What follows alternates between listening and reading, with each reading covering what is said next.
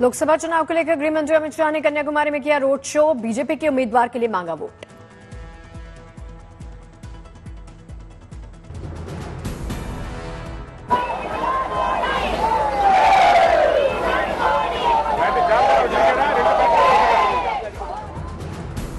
गृह मंत्री अमित शाह ने तमिलनाडु की जनता को बताया भ्रष्टाचार से त्रस्त, कहा यहां अच्छा प्रदर्शन करेगी बीजेपी। पीएम मोदी के कार्यों की गृह मंत्री शाह ने की प्रशंसा, कहा देश की जनता मोदी जी से प्रभावित। 16 को छिंदवाड़ा आएंगे अमित शाह, फव्वारा चौक से छोटी बाजार तक करेंगे रोड शो। लोकसभा चुनाव को लेकर आरजेडी ने खोला वादों का पिटारा, परिवर्तन पत्र के नाम से घोषणा पत्र जारी। 2024 के चुनाव को लेकर आरजेडी ने दिए 24 वचन, 1 करोड़ युवाओं को नौकरी देने का वादा। गरीब महिलाओं को सालाना 1 लाख रुपए की आर्थिक मदद देने का ऐलान किया, 500 रुपए में उपलब्ध करवाएंगे गैस सिलेंडर। आरजेडी के घोषणा पत्र में बिहार को विशेष राज्य का दर्जा दिलाने की कही गई बात तेजस्वी यादव ने किया और कहा बिहार को देंगे स्पेशल पैकेज। आरजेडी ने अग्निवीर योजना खत्म करने की बात कही, किसानों को 10 फसलों पर एमएसपी की गारंटी का वादा।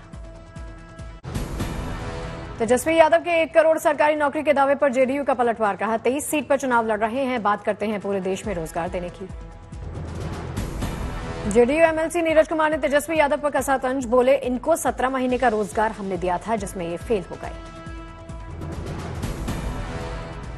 17 महीना का रोजगार हम इनको दिए, आई रोजगार की बात कर रहे हैं।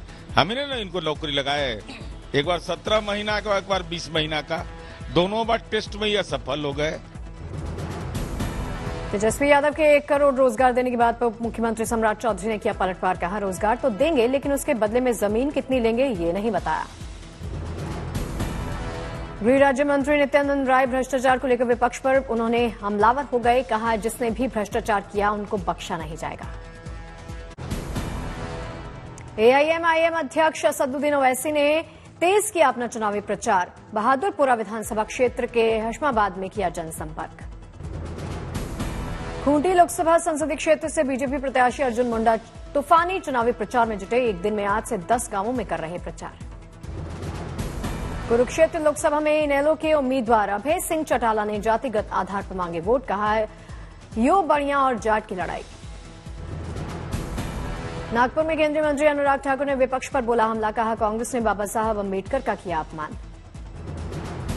चिराग पासवान का लोकसभा चुनाव को लेकर बड़ा बयान, बिहार के 40 की 40 और देश के 400 सीटों पर जीत का दिया दावा। लोकसभा चुनाव प्रचार के बीच आगर मालवा के गो अभ्यारण्य पहुंचे दिग्विजय सिंह, गायों की पूजा की। लोकसभा चुनाव प्रचार के बीच गौ सेवा को लेकर बोले कांग्रेस नेता दिग्विजय सिंह, कहा मैं पहला सीएम था जिसने गौ सेवा आयोग का गठन किया। दिग्विजय सिंह पहला मुख्यमंत्री था इस देश में जिसने गौ सेवा आयोग का गठन किया था, आपको मालूम है ना। बीजेपी नेता रोडमल नागर ने दिग्विजय सिंह पर कसा तंज, कहा चुनाव के समय गाय की याद आई, अच्छी बात है, अब राम मंदिर सनातन याद आएगा।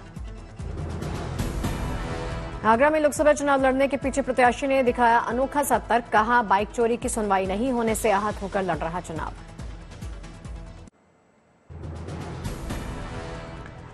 सहरसा में जिला प्रशासन ने रन फॉर वोट कार्यक्रम का आयोजन किया, अभिनेत्री संचिता बासु पहुंची।